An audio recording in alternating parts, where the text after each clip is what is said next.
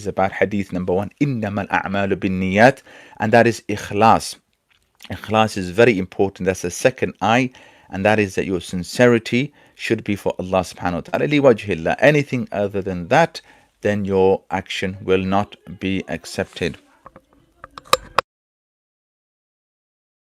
So that is ikhlas is number 2, and number 3 is ittiba', and ittiba' means to follow the action that you are doing in accordance with the Quran and the Sunnah. So whether you're praying salah, it should be prayed on or during the correct times. It should be prayed properly. The wording should be properly as well. The actions must be properly as well. So ittiba' is the third I for your actions to be accepted. So remember these 3 I's for your actions to be accepted. Number 1 is Iman, to be a Muslim. Number 2 is Ikhlas, sincerity needs to be for Allah subhanahu wa ta'ala.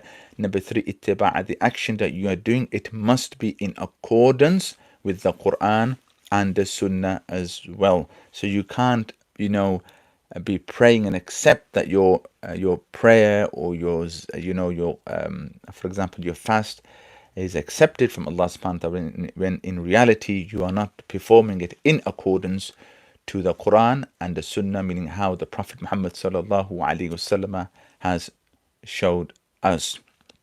To conclude lesson number 2, part 2, a saying of Ibn al-Qayyim rahimahullah, who mentions that pure intention is forgetting to look at others by constantly looking at Allah subhanahu wa ta'ala. This is so important, it's so powerful. Let me just read that again. Pure intention is forgetting to look at others by constantly looking at Allah subhanahu wa ta'ala. So when you are in that action, in your salah, whatever, it is for Allah subhanahu wa ta'ala. You don't really care about what people think about what you're doing or how you're doing that action. You're doing it purely for Allah subhanahu wa ta'ala. Of course, the action needs to be performed correctly. As we said, ittiba' needs to be there as well.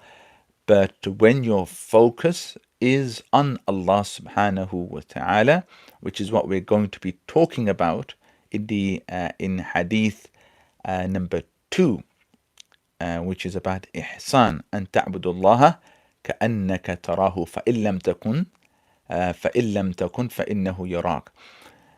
So the hadith is that you worship